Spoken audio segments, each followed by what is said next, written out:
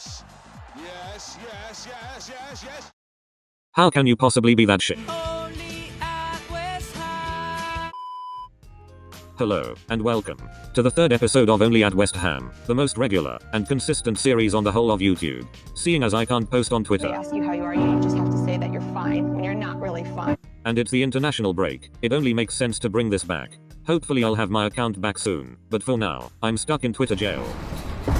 Now, for anyone who hasn't seen one of these before, basically, we just go through some of the shenanigans that have gone on at West Ham over the years, and the fact I'm actually making a whole series about this just shows you how much there is to cover. Now, before we begin, stop what you're doing and subscribe. 927% of you who are watching my videos are not subscribed. That is absolutely unacceptable. Sort it out. Leave a like while you're down there too. Allah, Allah, Allardyce, every time they hoof the ball. In January 2014, Sam Allardyce came under a lot of criticism after essentially binning off the FA Cup. He pretty much put out the under-23s team, and, as a result of this, we plummeted out the FA Cup, losing 5-0 to Nottingham Forest, whilst also ruining lots of young players' chances of making it in the first team. Now, in his defense, he wanted to prioritize staying in the Premier League, but more so, he wanted to rest the first team for the first leg of the League Cup semi-final, against Manchester City, which was just 3 days later. And you know what? A win in that game, and fair enough, even a draw would be a great result, all would be forgotten. In fact, I'd go as far as to say it was an absolute masterclass. Oh for fuck. Yes, we took a 5-0 plummeting in the FA Cup, just so we could lose 6-0 just 3 days later. Although, it wasn't all bad. We got to witness this absolutely world-class defending by Roger Johnson. That day, for no particular reason, I decided to go for a little run. And for anyone wondering if we made a miraculous comeback in the second leg, no, absolutely not. Dear Lord, what a sad little life, Jane. Freddie Ljungberg is certainly one of the best wingers in Premier League history, winning 3 FA Cups and 2 Premier Leagues, including being part of the only team in Premier League history to go invincible. In 2007, he left Arsenal to sign for West Ham, and, just like the majority of big-name players who signed for West Ham towards the end of their career, it didn't go too well. It wasn't as big a disaster as some other signings we've made. Although, that's not saying much. He started 22 games, and scored just 2 goals, although his most notable moment was probably not being allowed into Upton Park, as one of the stewards didn't recognize him. The problem is, I do not believe you are the same person as in your passport photograph. It is me, I just had a moustache when that was taken. He was on a reported 85 grand a week, which for a team who just about avoided relegation the previous season, probably could have been spent better, especially when you consider this was 14 years ago. Since he had 3 years left on his deal, West Ham and Ljungberg came to an agreement at the end of his first season to terminate his contract for a reported £6 million. Skip forward to the 29th of November 2019. Arsenal sacked their manager Unai Emery. Good evening. And while Arsenal were on the hunt for a new manager, they temporarily appointed Freddie Ljungberg. He took charge of a total of 6 games, drawing 3, losing 2, and winning just the 1 game. Take a wild guess at who that one win was against. In March 2021, a stat came out that West Ham were the only team in the Premier League to not have a player commit an error leading to a goal. It was quite a remarkable stat for West Ham, considering we are normally top of that table. You're probably thinking, what's so bad about that? Well, nothing. Except for the fact that in true West Ham fashion, the very next few games after that stat comes out, West Ham simply could not defend. We drew 3-3 to Arsenal, after being 3-0 up, a game in which we scored 2 own goals. The following 2 games we were 3-0 up against Wolves and Leicester, cruising to victory, before the opposition made it 3-2, albeit we won those 2 games, but it was far from comfortable in the last few minutes. I think Declan Rice's reaction shows it best. The game after that, Craig Dawson gets a red card just before Issa Diop scores an own goal. We then conceded to Joe Linton, who previously had only scored 5 goals in his last 65 Premier League games, and I promise you I am not making that up. Then the following game we conceded to Timo Werner, who had previously scored 1 goal in his last 21 games. Absolute chaos.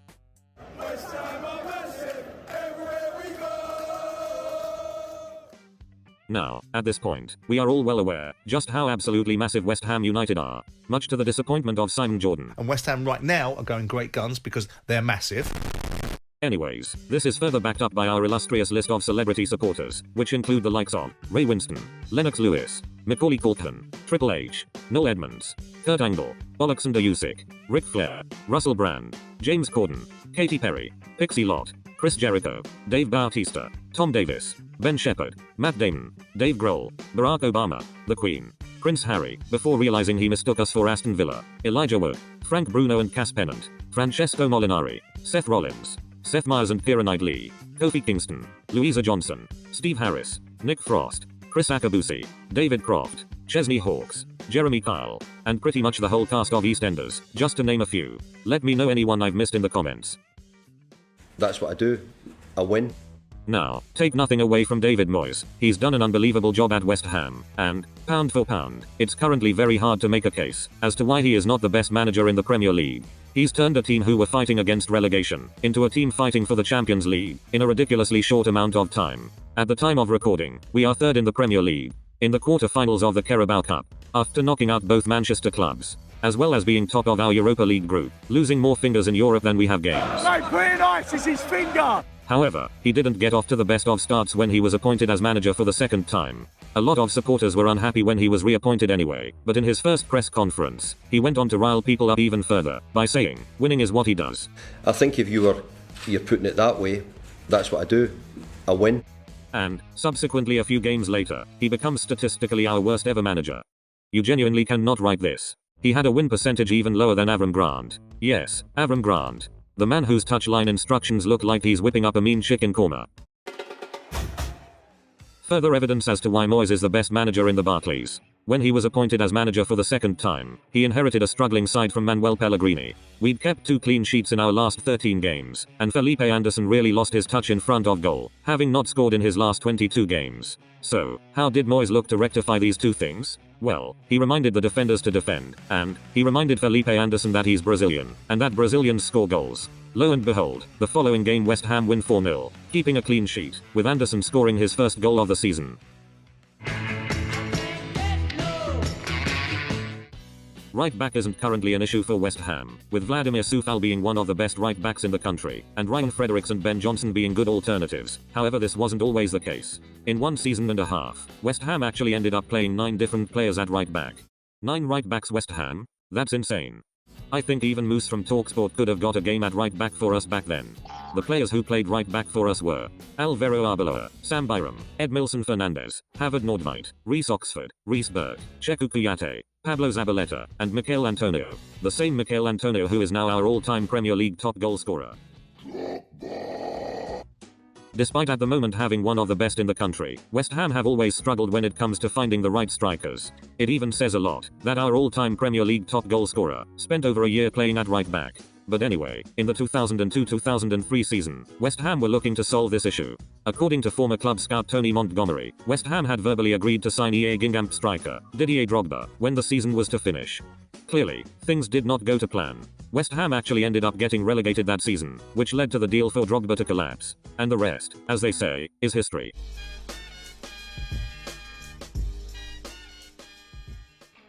It is with a heavy heart that I must announce that David Gold has made it into another Only at West Ham episode. I know, what an absolute shock. On transfer deadline day 2015, West Ham were in the market for a new striker, and seemingly, all was going to plan. It was looking like Tottenham striker Emmanuel Adebayor was on his way to West Ham United on loan, with West Ham wanting a striker, and Adebayor wanting to join the club. All was looking good. In fact, this led to David Gold, media savvy as ever, tweeting, "Don't go to bed, DG." So naturally, everyone and their nan came to the conclusion that West Ham had signed Emmanuel Adebayor, and we are just waiting for confirmation. Well, it's almost been 7 years, we have still not received any confirmation. And I still haven't been to bed yet. Please David, let me sleep. Basically what happened is Daniel Levy was not willing to do business with West Ham, due to the rivalry between the clubs, and also because we were 6 points behind them in the table. Not letting a striker leave the club when he wants to go? That doesn't sound like Daniel Levy at all. I've always been consistent. We don't want you to go. David Gold took to Twitter to display his unhappiness at the situation. It's time to stop! Now, as if that saga wasn't hectic enough, it doesn't end there. There was a massive domino effect. West Brom reached an agreement with West Ham to sign Carlton Cole. However, because we didn't sign Adebayor, we didn't want to let a striker leave without a replacement, so Carlton Cole stayed at West Ham. And because West Brom couldn't sign Carlton Cole, they didn't want to sell their striker Brown IDA, as they also didn't want to sell a striker without a replacement. Skip forward a week and a half. West Brom smash West Ham 4-0 in the FA Cup, with none other than, you guessed it, Brown IDA, scoring 2 goals. How the actual fuck? Sometimes maybe good, sometimes maybe shit. Thank you for watching this episode of Only at West Ham. As always, leave any suggestions you have for future videos in the comments, and hopefully I'll be back on Twitter soon. But for now, I'll leave the outro to my good friend Jesus Christ, and I strongly advise you to do exactly what he says. Come on, you Irons. Subscribe to the West Ham Clips YouTube channel. This can now be placed in your bag. Unexpected item in bagging area. Remove this item before continuing.